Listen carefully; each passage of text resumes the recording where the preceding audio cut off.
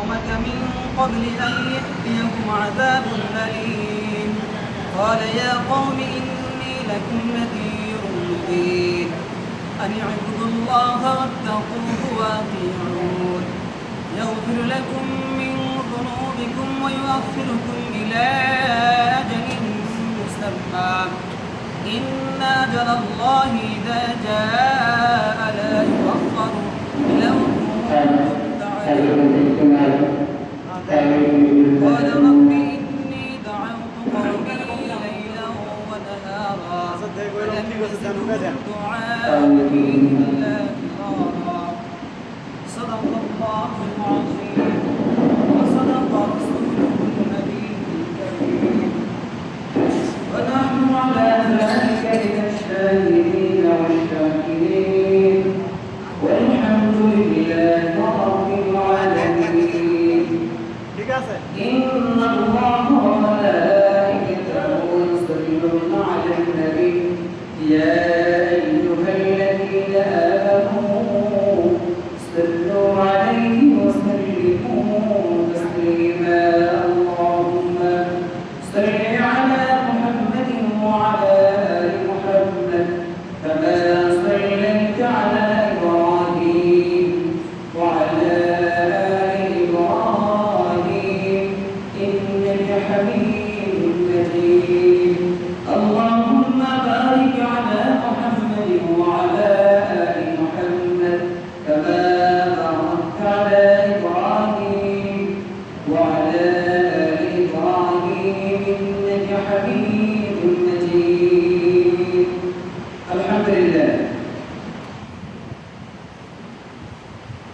সবচেয়ে শ্রেষ্ঠ দিন জুমার দিন আল্লাহ রাব্বুল আলামিন আমাদের সকলকে সুস্থ রেখে ভালোবেসে নির্বাচিত করে পছন্দ করে আল্লাহ পাকের ঘর মসজিদে আসার জুমার দিন দুই রাকাত সালাত জামাতে আদায় করার তৌফিক দান করলেন জবান করে সে মহান সত্যভাবে শুকরিয়া আদায় করে সকলে বলে আলহামদুলিল্লাহ জনাব মুহাম্মদ রাসূলুল্লাহ সাল্লাল্লাহু আলাইহি ওয়াসাল্লামের শানে সকলে বলুন সকলে সাল্লাল্লাহু আলাইহি ওয়াসাল্লাম মুহতারাম হাজির কোরআন কারিমে 71 নম্বর সূরা সূরা নূহ সূরা নূহ এই সূরার মধ্যে আয়াত আছে 28টি রুকু আছে 2টি নূহ আলাইহিস সালাম দুনিয়ার মধ্যে আল্লাহ রাব্বুল আলামিন অগণিত অসংখ্য নবী রাসূল পাঠিয়েছেন তার মধ্যে নূহ আলাইহিস সালাম যার মধ্যে আল্লাহ রাব্বুল আলামিন কোরআনের বিভিন্ন সূরার মধ্যে নূহ আলাইহিস সালামের নামটি উল্লেখ করেছেন এবং তার ব্যাপারে স্বতন্ত্রভাবে আল্লাহ রাব্বুল আলামিন সূরা নূহ নাযিল করেছেন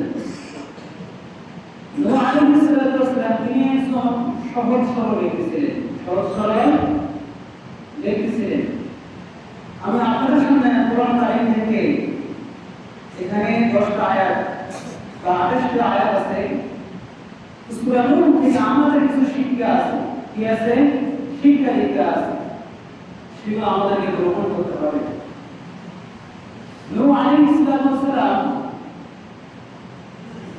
তিনি এত বড় ছিলেন এত সহজ ছিলেন তার কর্মদেরকে তিনি দাওয়াত দিয়েছিলেন একদিন না 2 দিন না 1 মাস না 2 মাস না 1 বছর না 2 বছর না প্রায় 9.5 বছর পর্যন্ত 9.5 বছর পর্যন্ত তিনি তার কর্মদেরকে দাওয়াত দিয়েছিলেন নূহ আলাইহিস সালাম তিনি বলেন قال رب إني دعوت قومي ليلا ونهارا আমি আমার কওম থেকে দাওয়াত দিয়েছি দিন রাতে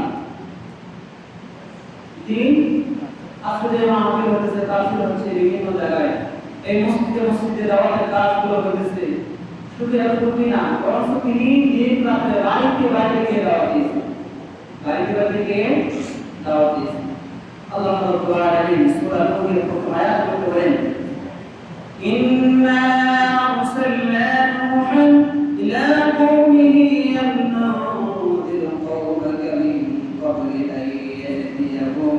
আন ইয়াতিয়াহুম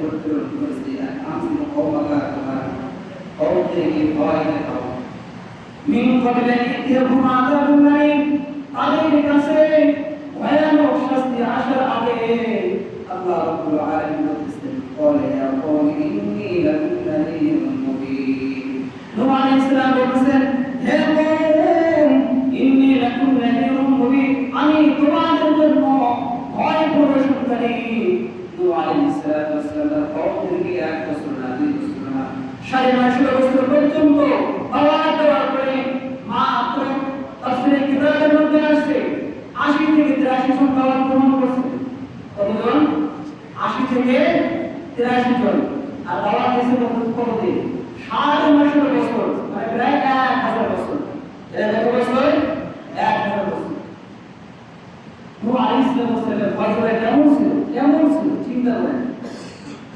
নূহ আলাইহিস সালাম তার কওমকে বলেছেন তোমাদের কাছে ভয় আসার আগে বিপদ আসার আগে শাস্তি আসার আগে তোমরা তিনটা জিনিস তোমরা তিনটা জিনিস করো এক নম্বর হলো আল্লাহ রাব্বুল আলামিন নূহ আলাইহিস সালাম আল্লাহ জানিয়ে তার কওমকে আলিয়াবুদুল্লাহ এক নম্বর হচ্ছে আল্লাহ রাব্বুল আলামিনকে মানো আলিয়াবুদুল্লাহ আল্লাহ পাকের ইবাদত করো আল্লাহ পাকের কি করো ইবাদত করো দুই নম্বর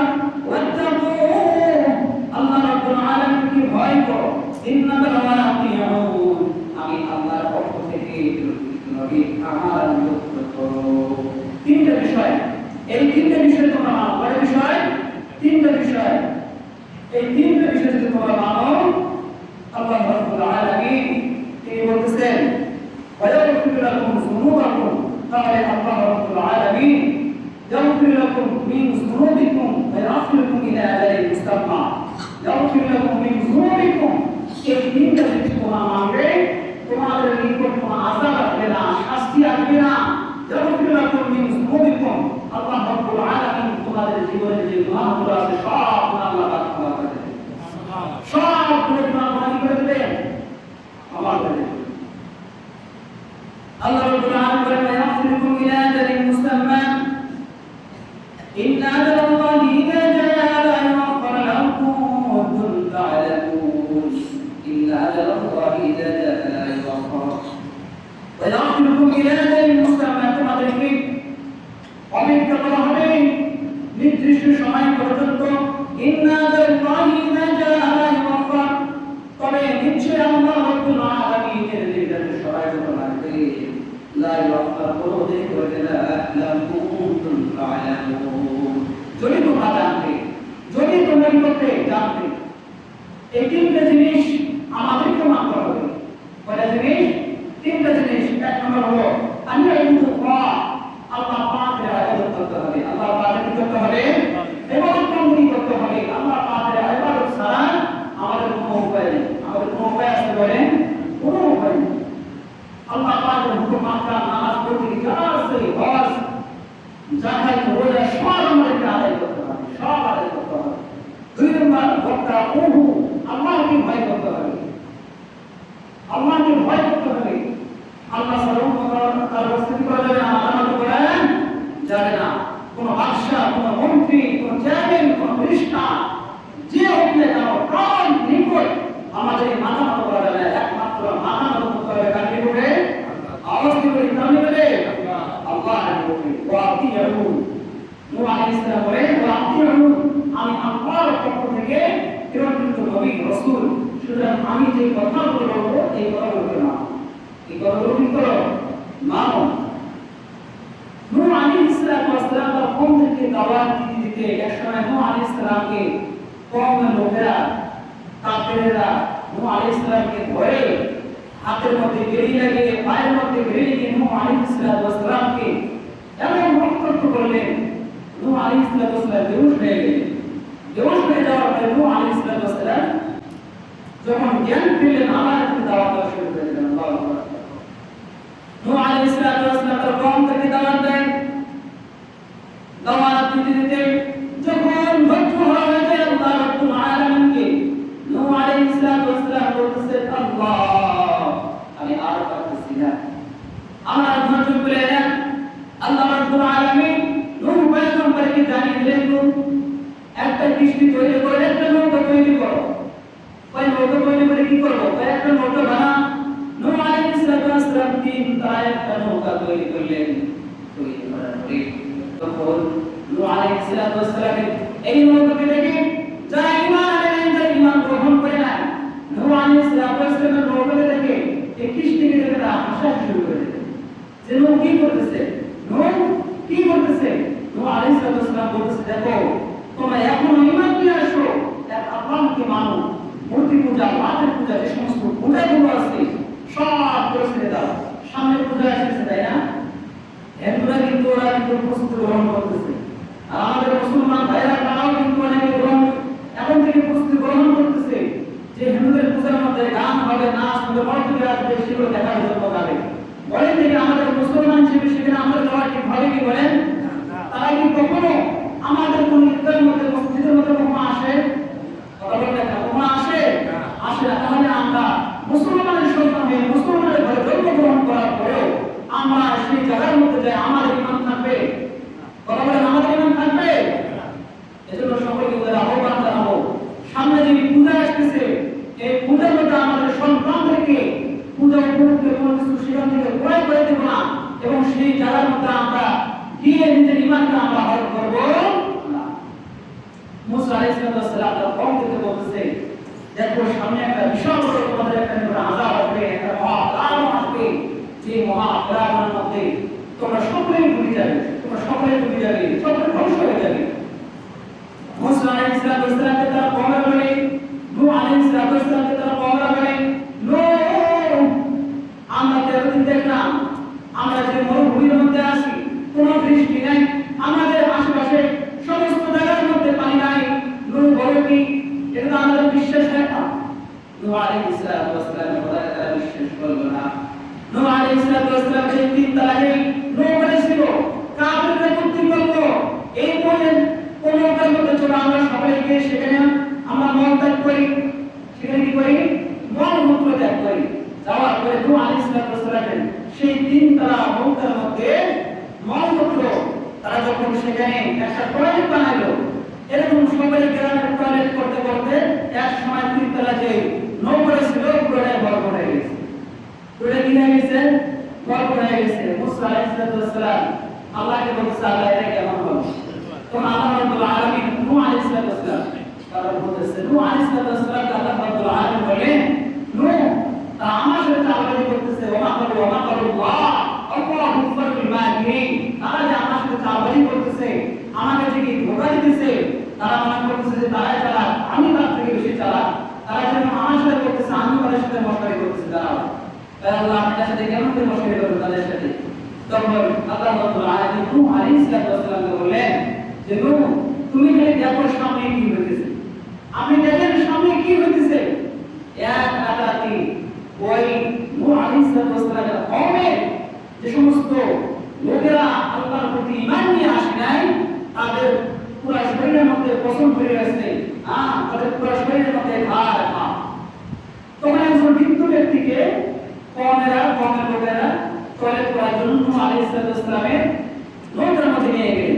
যাওয়ার পরে যখন টয়লেট করতে যখন বসছে, সে সময় তিনি একবারে মলমূত্রের মধ্যে পড়ে গেছেন, টয়লেটের ভিতরে পড়ে গেছে, যাওয়ার পরে এরপর যখন তিনি উঠছেন, উঠে বাড়িতে আসার পরে শরীরের মধ্যে পানি দিয়ে মলমূত্র যা ছিল সবগুলো পরিষ্কার করছে। এরপর আল্লাহ পাক তাকে ভালো সুস্থতা দান করছেন। সুবহানাল্লাহ বলেন না? সুস্থতা দান করছেন। দেখেন এবার তার সময় কি। এরপরে কোরআনের সমস্ত লোকেরা বলল, ব্যাপারটা কি? সে টয়লেটের মধ্যে পড়ে গেল, সেখান থেকে উঠার পর সে সুস্থ হয়ে গেল, অবশ্যই এর মধ্যে একটা কারিশমা আছে। এরপর কোরআনের সমস্ত লোকেরা যারা টয়লেট বানাইছিল, ঘরে ঘরে গিয়ে টয়লেটগুলো পরিষ্কার করার জন্য বাড়িতে নিয়ে সেখানে গিয়ে নিজের মল মূত্রগুলো বাড়িতে নিয়ে আসার পরে শরীরের মধ্যে লাগে আর সুস্থ হয়ে যায়, লাগে কি হয়ে যায়? সুস্থ হয়ে যায়। এইভাবে করতে করতে যতগুলো মল মূত্র ছিল সবগুলো পরিষ্কার করতে তারা। এরপরে আরো কিছু কমের লোক ছিল যাদের যারা কি তারা এরকম অসুস্থ ছিল, তারা চিন্তা করলো এখন তো মল মূত্র নাই, তাহলে আমরা এখন কি আর শরীরের মধ্যে দেবো, কিভাবে আমরা সুস্থ হবো? তখন তারা কি করলো? নূহ আলাইহিস সালামের নৌকা, যে নৌকা নূহ আলাইহিস সাল্লাম বানানোর পরেও কোনো দিন পরিষ্কার করে নাই। তারা চিন্তা করলো কয়েকবার আমরা এই রোগটাকে দ্রুত করি, ধোয়ার পরে রোগের যে পানিগুলো আছে আমরা সেগুলো খাবো, শরীরের মধ্যে দেবো, দেওয়ার পরে আমরা সুস্থ হয়ে যাবো। আল্লাহ পারে কি পারে না বলেন? আল্লাহ পারে কি পারে না? আল্লাহ পারে। এরপরে তারা এই ব্যবস্থা করলো, তারা মুখের মধ্যে দিয়ে একবার না দুইবার না প্রায় তিনবার মুখ করে একবার ভালো করে পরিষ্কার করে সেখানে পানিগুলো নিজের শরীরের মধ্যে দেয় আর সুস্থ হয়ে যায়। নিজের কি শরীরের মধ্যে দেয় আর সুস্থ হয়ে যায়। এরপর আল্লাহ রাব্বুল আলামিন নূহ আলাইহিস সালামকে বললেন, নূহ এই নূহের মধ্যে যারা ঈমান নিয়ে আসছে জোড়ায় জোড়ায় তাদেরকে উঠাও, আর যারা ঈমান নিয়ে আসে নাই তাদেরকে উঠানো প্রয়োজন নাই। নবীর ছেলেও যে আপনি আমি ভালো বলে আপনার আমার সন্তান ভালো হবে এরকম গ্যারান্টি আছে? বলেন কোনো গ্যারান্টি আছে? নূহ আলাইহিস সালামের সন্তান চারজন ছিল। কয়জন? চারজন ছিল। তার মধ্যে একজন নাম ছিল কেনান। সে আল্লাহ সুবহানাহু ওয়া তাআলা তাওহীদকে মানে নাই, আল্লাহকে মানে নাই, সেও এজন্য কাফের অন্তর্ভুক্ত হয়ে গেছে। তখন এই কেনান নৌকার মধ্যে উঠলেন না। আল্লাহ রাব্বুল আলামিন এমন একটা মহা প্লাবন দিলেন, এমন ঝড় তুফান দিলেন, যে ঝড় তুফানের মধ্যে নূহ আলাইহিস সালামের কৃষ্ণের মধ্যে যারা ছিল এরা বাদ দিয়ে যারা ছিল সবগুলো পানির মধ্যে সবাই ধ্বংস হয়ে গেল। আল্লাহ পারে কি পারে না? বলে পারে কি পারে না? পারে। সুতরাং নূহ আলাইহিস সালাম তার কওম থেকে বলেছিলেন, তোমরা তিনটা জিনিস করো, আনি'বুদুল্লাহ, এক নাম্বার আল্লাহ রাব্বুল আলামিনের ইবাদত করো, ওয়াত্তাকু, দুই নাম্বার তাকে ভয় করো, ওয়া আতিউন, আমি রাসূলের প্রেরিত, আমি আল্লাহ তাআলার প্রেরিত আমি রাসূল, নবী, সুতরাং আমাকে মান। সুতরাং কি করো? আমাকে মান। নূহ আলাইহিস সালাম সূরা নূহের মধ্যে আল্লাহ রাব্বুল আলামিন নূহ আলাইহিস সালামের মাধ্যমে জানিয়ে দিলেন, ফাকুলতু আস্তাগফিরু রাব্বাকুম ইন্নাহু কানা গাফফারা। ফাকুলতু আস্তাগফিরু রাব্বাকুম ইন্নাহু কানা গাফফারা।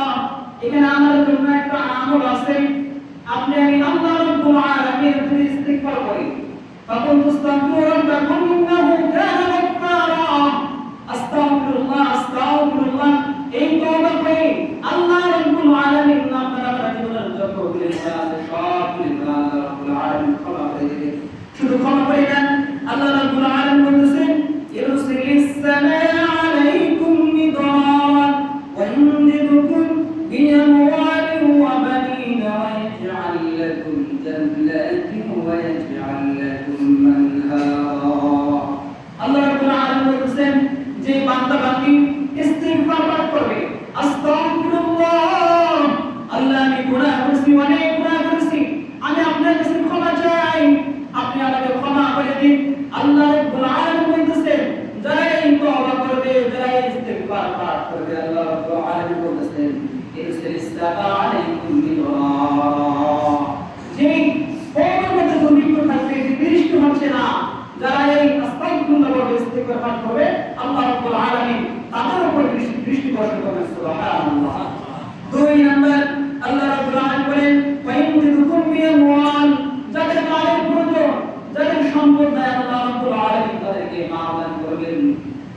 আল্লাহ রাব্বুল আলামিন বলেন, ওয়া বানিনা, যাদের সন্তান নাই, আল্লাহ রাব্বুল আলামিন তাদেরকে সন্তান দান করবে।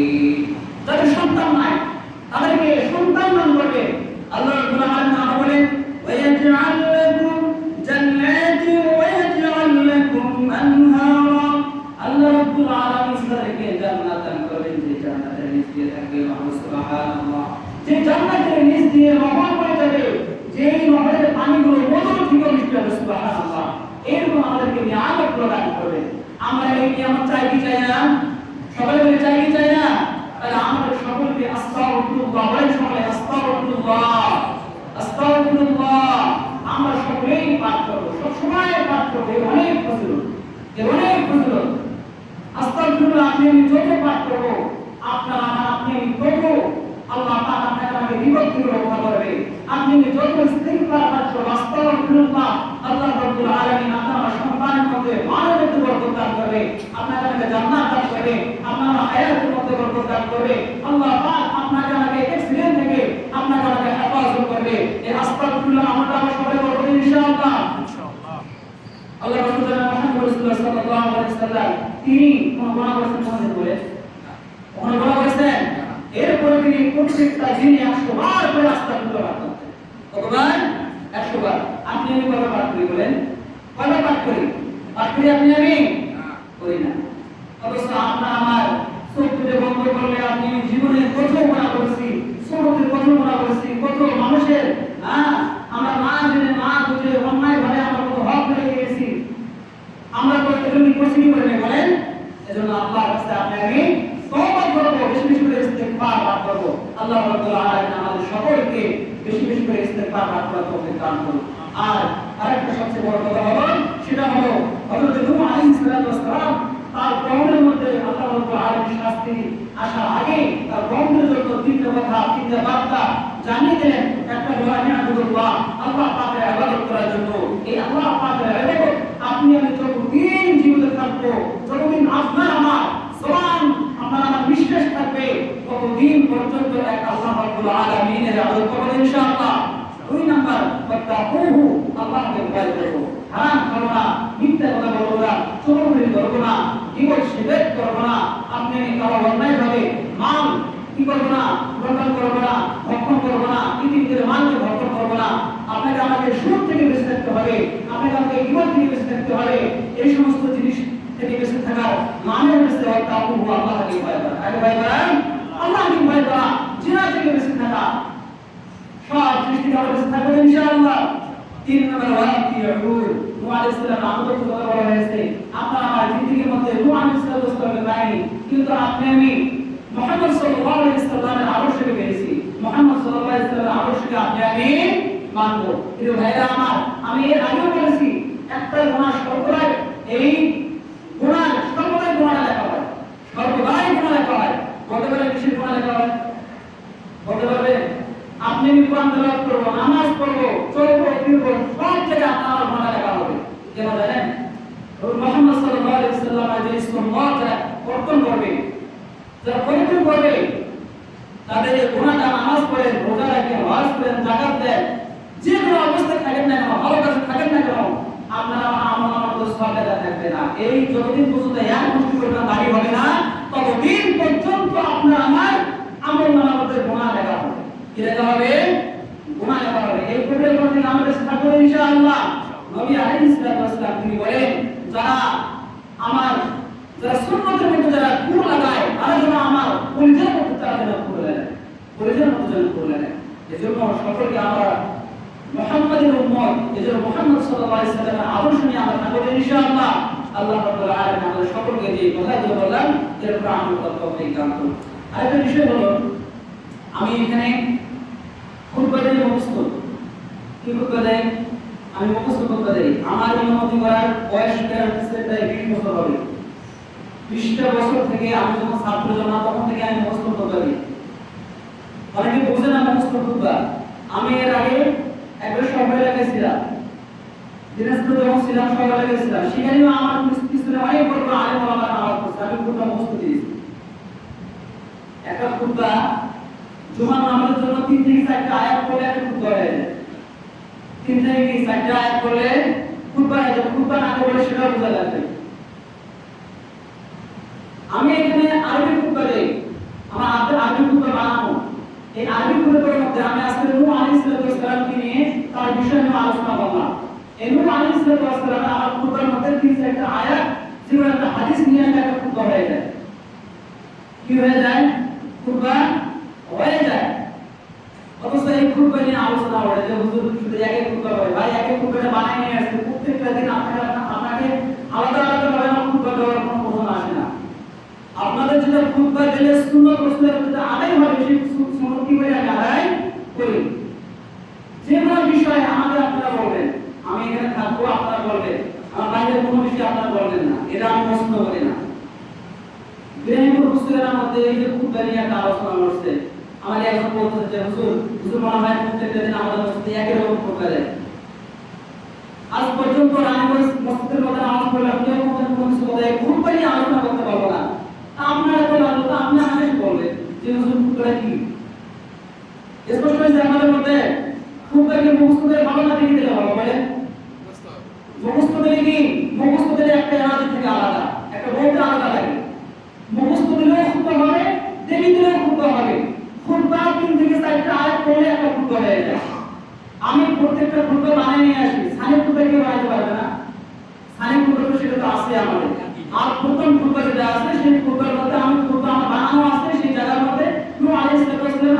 যেখানে আলোচনা করলাম সেখান থেকে দুই তিনটা আয়াত ধরে একটা হাদিস থেকে একটা ফুট হয়ে যায়। কথা বুঝে আসছে আপনাদের? এরপরে কোনো ভাই মন কোনো করবেন না আমার কথায়। ভাই কোনো সমস্যা হলে এখানে মসজিদে যারা দায়িত্ব যারা আছে, কমিটি যারা আছে, ওনাদেরকে জানাবেন, তারা আমাকে জানাবে। আমার কোনো বিষয়ে আমি সেটা সংশোধন করে দেবো। সংশোধন যদি না হয় আমি এখান থেকে বিদায় নিয়ে যাবো। কথা ক্লিয়ার? আপনারা বুঝতে পারছেন আমার কথা? আল্লাহ রাব্বুল আলামিন আমাদের সকলকে মিলে মিশে থাকার তৌফিক দান করুন। আমরা যারা রাসূল করেন ওই রাসূলের